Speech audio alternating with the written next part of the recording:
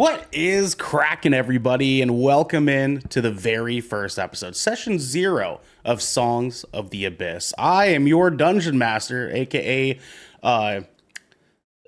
Big Daddy, aka Okay, dude. Okay. All right. What kind of starter we got? And going I on am here with my wonderful victims, is what we're going to call you guys for now. Including, firstly, my boy, Devin, Brevin, the dude.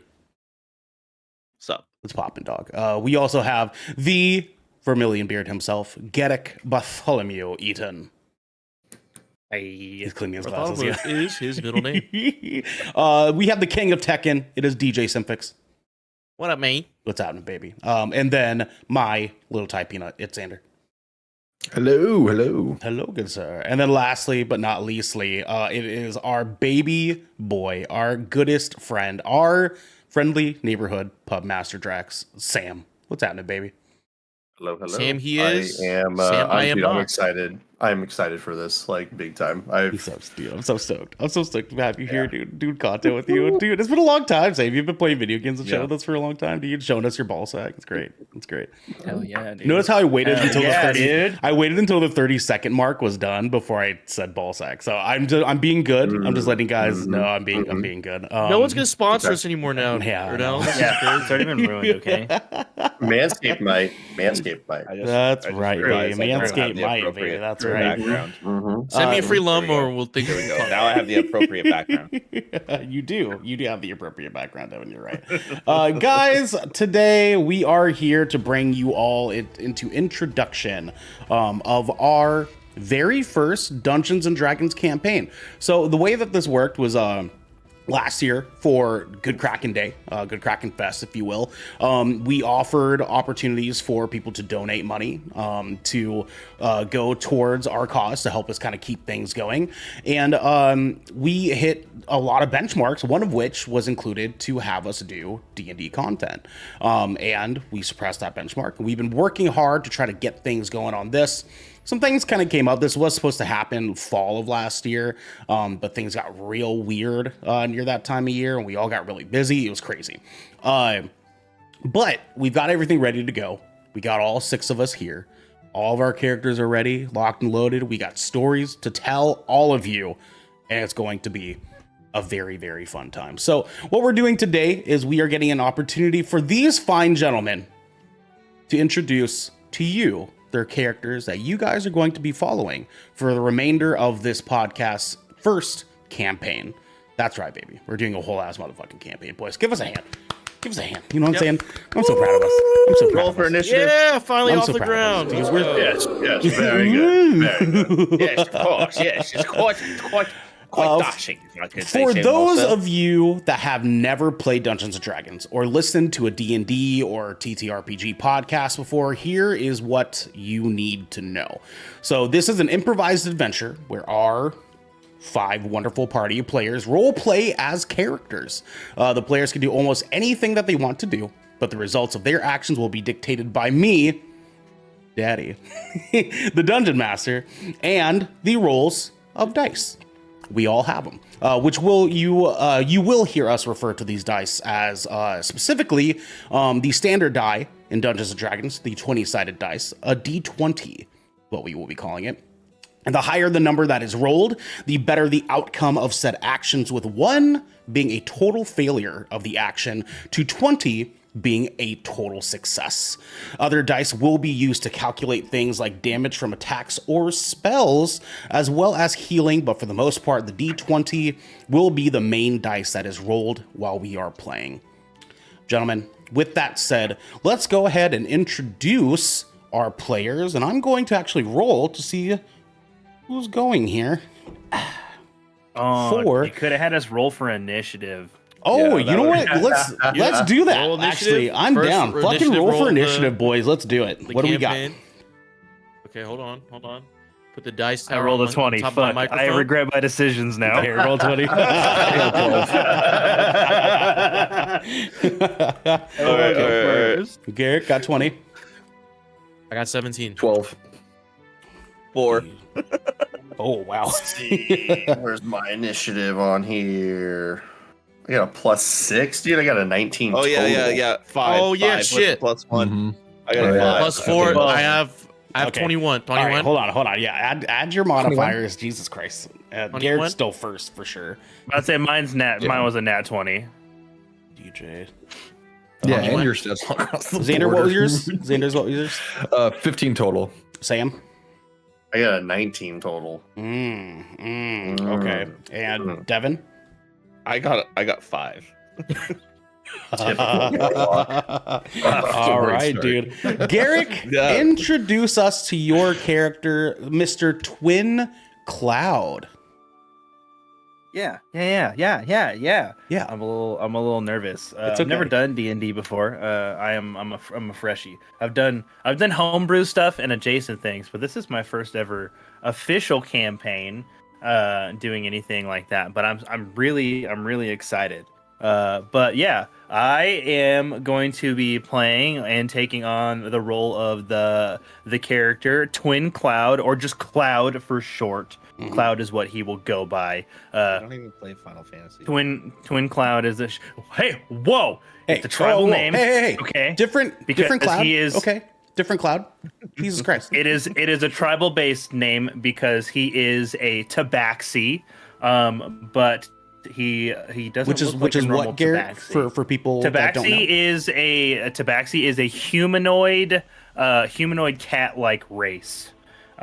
Traditionally very spindly. Think Khajiit almost. But my boy Twin Cloud won the genetic lottery, so to speak, and he imagine with me, if you will, Yeah. Tony the Tiger, but he fucks. Yeah. It's Tony the Tiger if he fucked. For sure. Tony the Tiger I'll let if you he did interpret for that for in sure. whatever sense you want.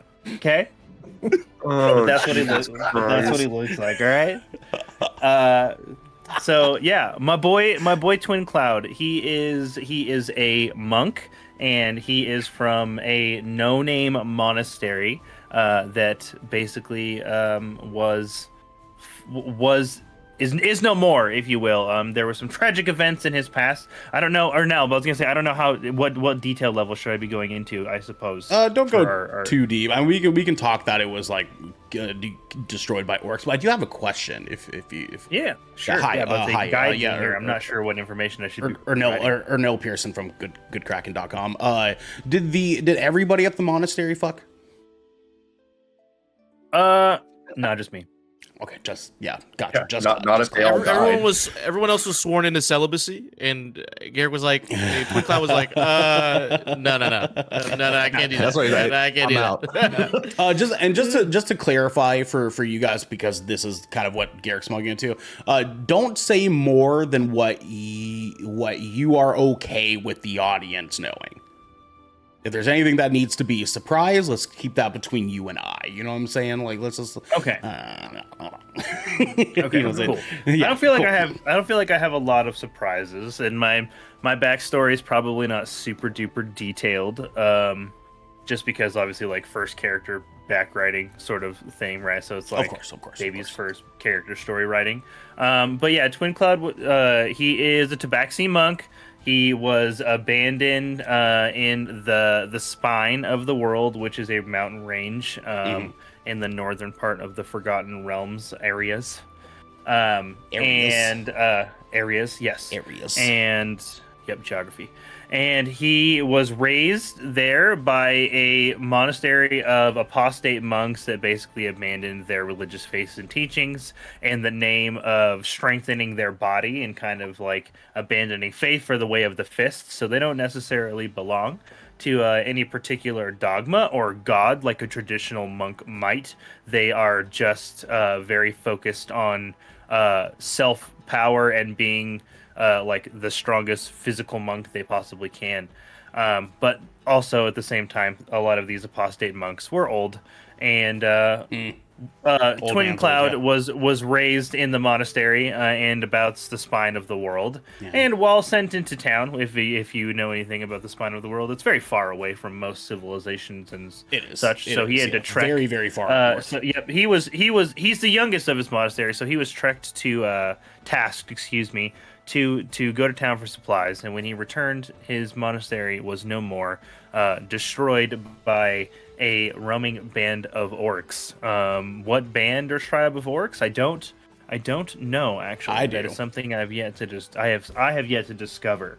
But You ever guys will since my find out. monastery was destroyed, I have been on a slow burn vengeance path because I am not a character with a lot of motivation. Twin Cloud is a very lazy individual that may be capable of more than his lax attitude often lets on. He is often more interested in sleeping or smoking under a tree than doing anything meaningful. But he is also wandering the countryside, slowly looking for clues to satisfy his burning vengeance, to avenge his lost monastery. That's right, sir. That is right. Yeah. Thank you, Garrick. We appreciate that. Yes, he comes from the monastery of Facebook, the Facebook monastery, because they're all old. That's Okay. right. No. DJ. Yeah, you No. no, okay. No. Okay.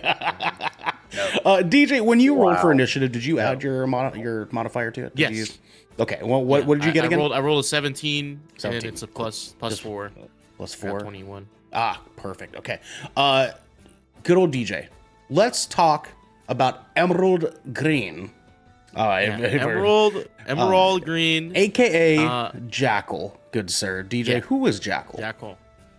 So Called Jackal knows little of his childhood, but he's basically an orphan. He is a half elf, I believe.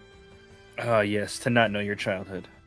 Yeah. Yes. So he's out. He's male. He's goes by he him pronouns. He has a golden kind of skin tone, but for other people it looks more like a tan, like really nice tan.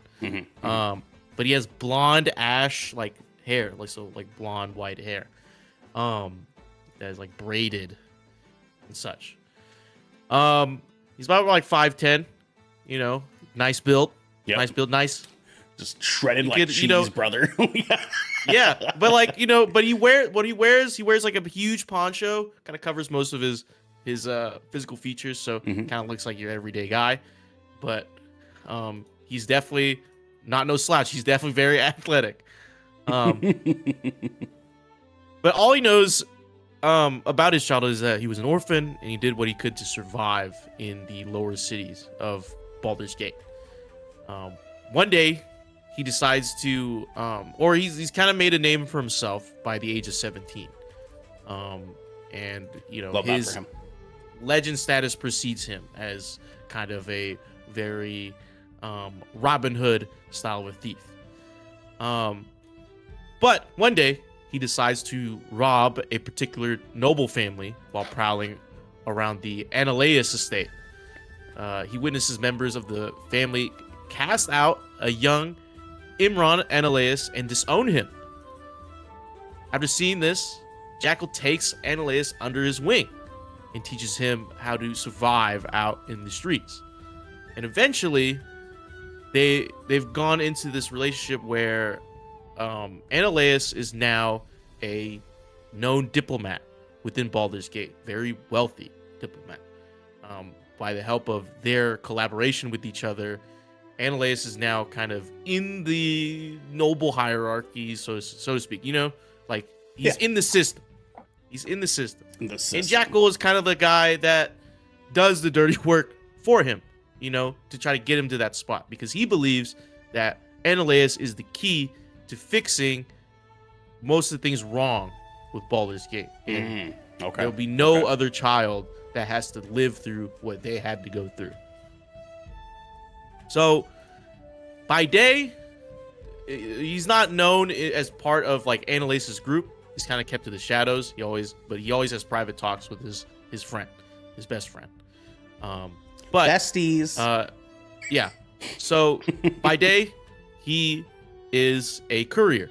So he can travel here and there, different cities, different provinces. Little male boy. Little male boy. And yeah.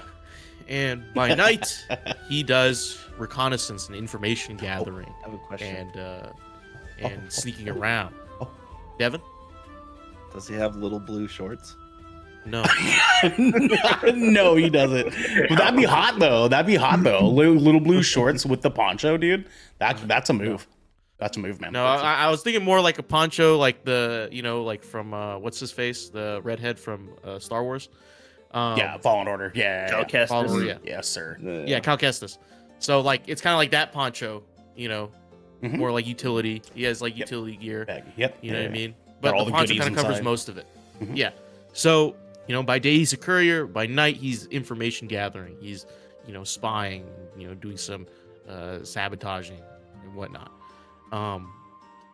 But also he works for a criminal underworld. He's infiltrated them in Menzo Baranzan. So he's also gathering information because Annaleus thinks there's some type of plot against him. So he's kind of a double agent in that regard. Hey. So he goes by Jackal most of the time, but only to Annaleus and close friends he's Raw. Good sir, I like it, my friend. And you're coming to our area. I remember you mentioning that you've been assigned a duty to sort of prerequisite a route, correct?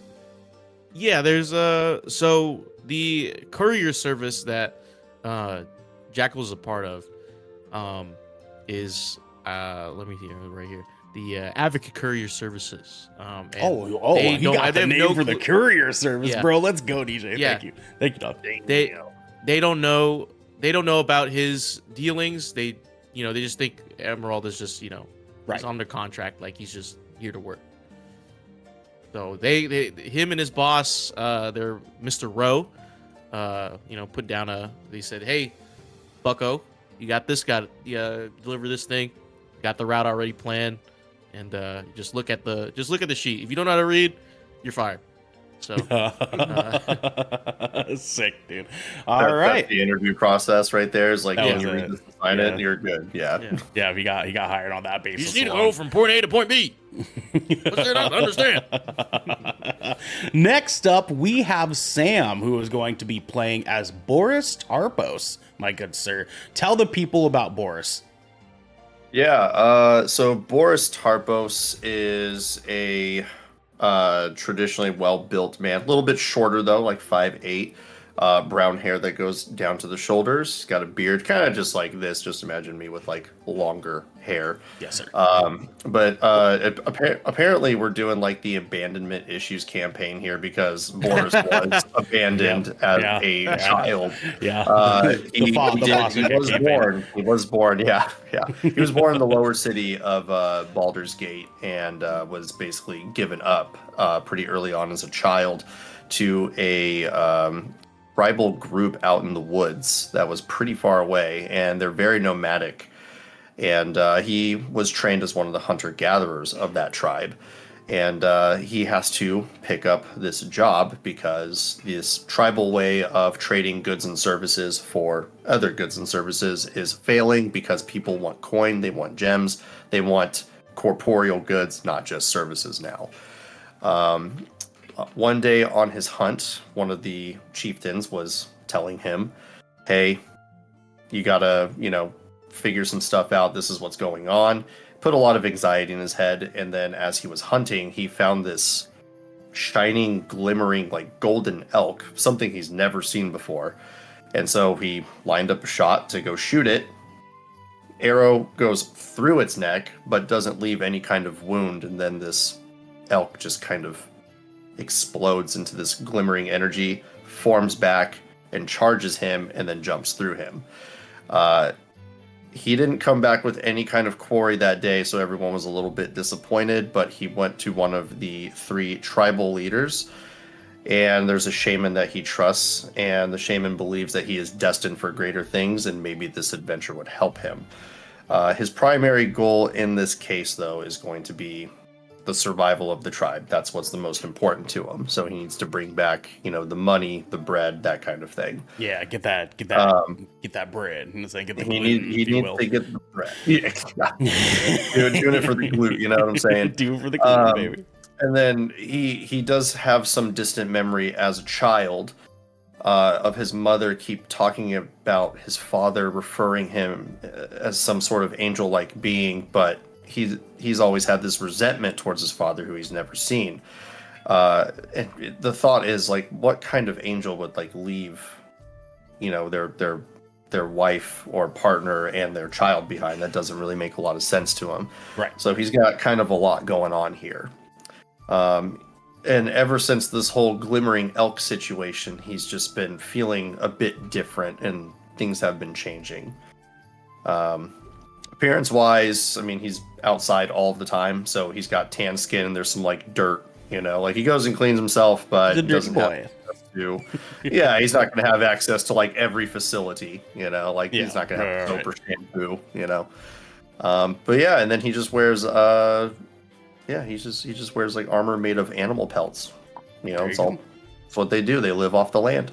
Yes, sir. Yes, sir. I like it. Thank you, my good sir Sam, aka Boris. Yes, Garrick. Go ahead. Yeah, sorry. I just put my hand down because I was like, it's more of a comment, and I can just save it till the end. Sure. Yeah. But I just think it's really funny that like DJ and Sam have both given like actual physical character descriptions. Yeah, well, I mean, big ass cat. That's all you had to say. And then I keep looking at my character picture, and I was like, no, I did a good job. Yeah. I mean, you covered it. You covered the bases. Do you look in D&D chat? Did you see D&D chat? I did. Yeah, and then I saw that, and I was like, yeah, see, I did a good job. Yeah. There you go. Tony the tiger that fucks. Like that description done. Like Tony the Tiger, but he fucks, dude. Like that. I mean, that covers the basis to me, man. I don't know. Oh, wait, how tall is he? Because I don't know if they can see the picture of our party. He is. I'll be putting up in. There is. He is dressed in monk garb. I'll add that in just real quick before we move on to the next full, so I don't have to interrupt anybody. He is dressed in like traditional monk garb, but it is kind of run down. He's very vagabond looking, not super cleaned up, but he's very large. Like I think he's like 7 foot. Yeah, comparatively, when I did like the artwork, I purposely made him around like that 7 foot mark because that made sense to me. Because when Garrick was like he fucks, I was like he is 7 feet. Yeah, I was like, he's 7 feet. You're 7 feet tall, of course. But he's not like a skinny 7 feet. He's like a built 7 footer. He's Warren Sapp 7 he's feet. He's 240 like pounds and 7 feet tall, and it's all muscle. Just for your perspective, all pure, like fucking body fat. Who cares? Who knows about body fat? He's like literally built him to the max specifications of his species. He's like 0.5% body fat. Yeah, exactly. Like, he's a big boy. Yeah. Red pill as fuck. Imagine if the Hulk was a cat. Yeah. Tony the Tiger and the Hulk, and then he's just walking around like this all day. He's all like, "Hey, he's just flexing. He's like, who wants to fight me? Who wants to fight me?" He's like, any of you a vet? Because these puppies are sick. And you're like, oh shit. He's like Russell. He has to walk around with his arms outstretched because his muscles are just too big. He's so huge that sideways nobody shakes his hand in fear of losing it. Next They up, just bow in his presence. Yeah, fist bumps only. Fist bumps only. Yeah. No. If you gotta shake his hand, he just holds out a finger. Yeah. which be prepared Nice to for. Be prepared for this because that actually lines up pretty well with what I'm doing with you guys. Nextly, we have Xander, who is playing as one K Moonwind. My good sir, Xander. Yes. Tell the people about K. All right, so K, also known as Moonwind. Moonwind is going to be what he goes as normally, similar to Cloud over there. But no, Moonwind was born to a nomadic tribe of Jenesy. They're basically Jenesy are descended from Jinn, the genies of like the elemental plane of air. So my character is going to be blue skinned. He has wispy cloud like hair. It's really cool, very airy. There's going to be an airy sense about him, and we'll get to that when we actually start the campaign. He's just farting all the time, bro. He's just popping fucking gas tanks, dude. Has deception to stealth checks. Oh my god. So Moonwind, from a young age, he was known for his curiosity. He would go off on little adventures on his own and stuff like that, just like exploring and stuff like that. And things kind of took a weird turn after coming across an ancient forsaken temple. And he was never quite the same since. And in order to try and find answers to what was going on with him, he sought out monastic training, joining the Way of the Open Hand. And through that, he was hoping to potentially find at least maybe some answers, or maybe even just being pointed in the right direction as to what the heck is going on. So that's kind of the basis. I don't want to divulge too much on that because I do feel like as it plays out, I think it'd be really fun to kind of just see that happen. We'll get there. No worries. Yeah. But that being said, so during the day, however, to kind of make ends meet and kind of make sure he has enough coin to buy some food, he actually makes his living as an entertainer, utilizing his skills in acrobatics to just be a performer, like street performer, basically. But then by night, he deals with the horrors at which he came across that one fateful day.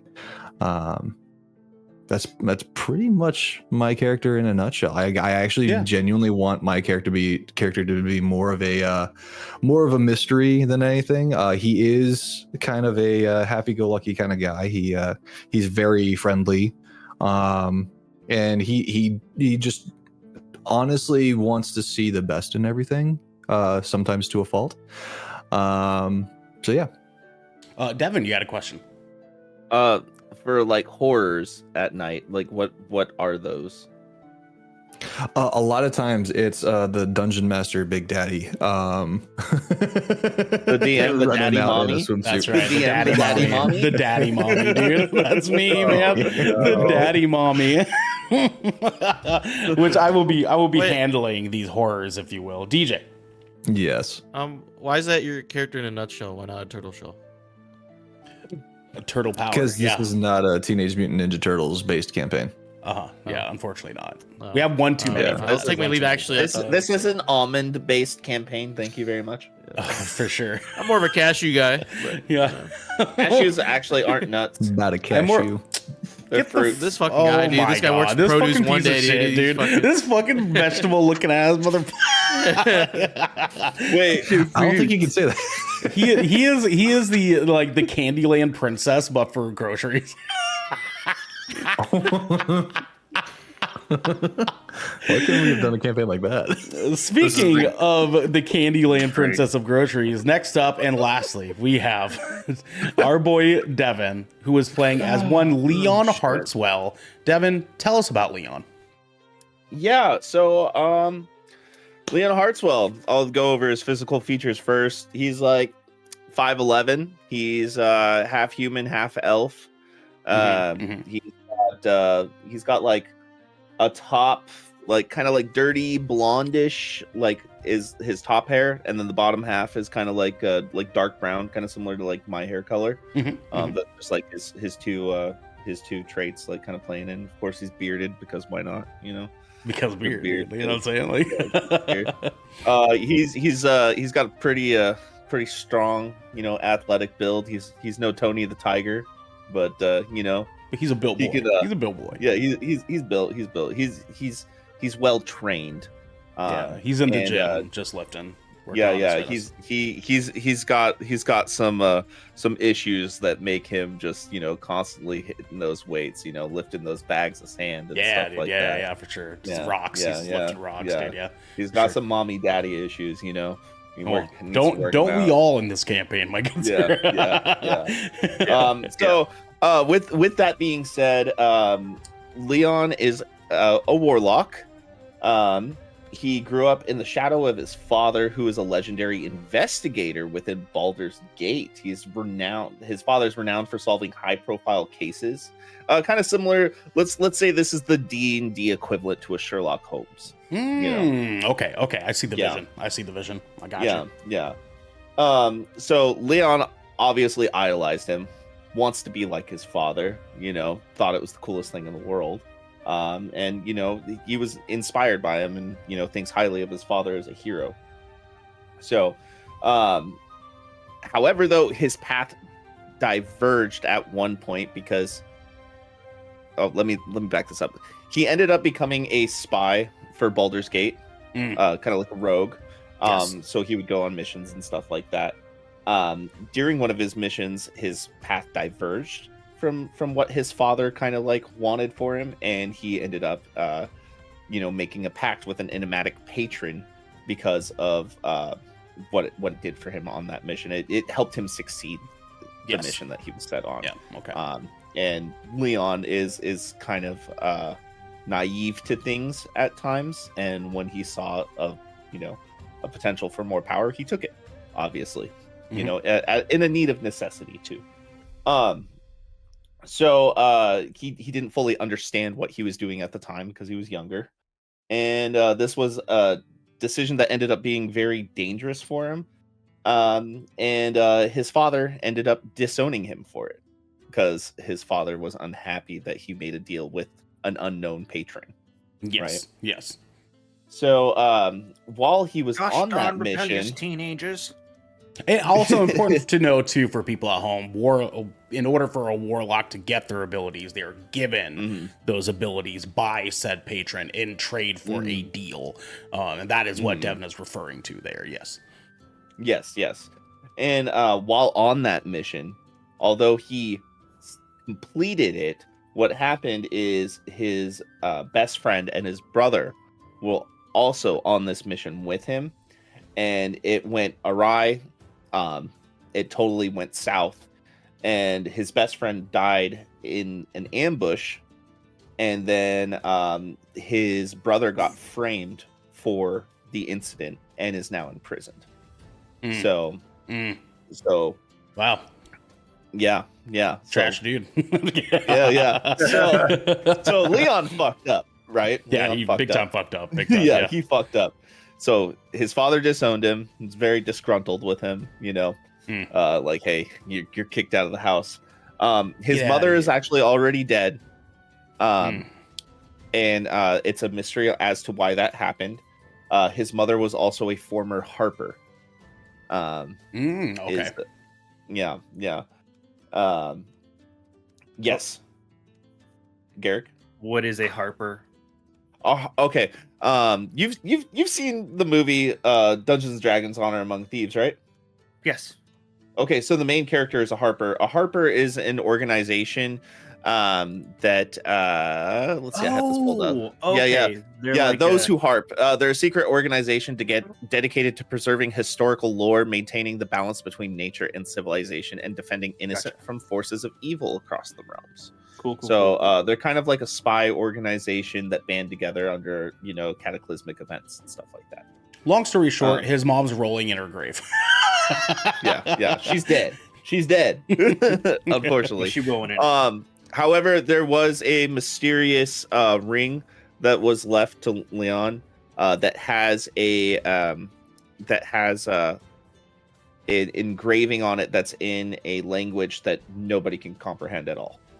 So, in the note when it was given to her, all it said is, "This will protect you."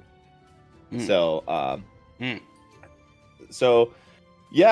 he has remained a spy within Baldur's Gate, trying to use his powers to do good, and he's also hell-bent on figuring out what happened that day, who framed his brother, who got his best friend killed, and he's just seeking redemption and trying to get back on his father's good side too, and prove that it wasn't him that ultimately caused all that.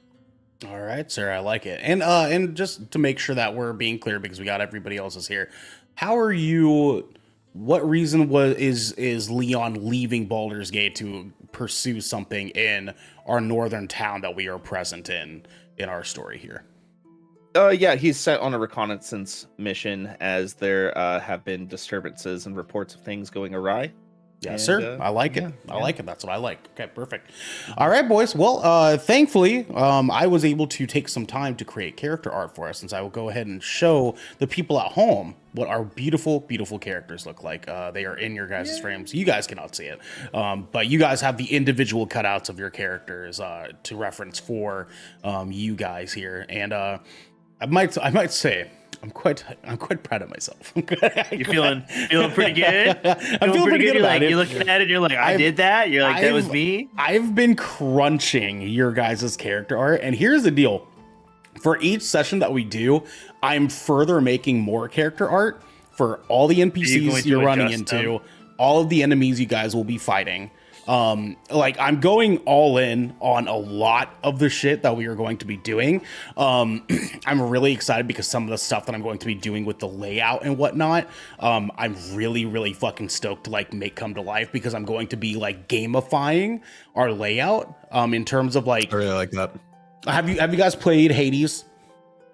Yes. Yeah. So I haven't effectively, played it, but I am familiar with it. with a lot of character interaction and like going into battles and stuff, I will be doing like character pop-ups for dialogue and okay. such. I like So there's some really, really that. cool stuff that I'm like excited to be doing on this, that going and doing this project has like lit this weird fire inside of me of just like, I want this to be dope as fucking shit. So I'm going in, boys. I'm going in, and I'm very, very, very excited to be doing this with all of you guys. So And I think it's safe to assume that you will also be like kind of like streaming your end to us, so we can kind of like see it in real I will time. be, yeah. I will have a Okay. effectively a window open for music to be playing and queuing to you guys, and for you guys kind of have a good idea of like what things will kind of look like for all of you too. So it will be a very, very fun time. With that said, I mean, we have the characters introduced.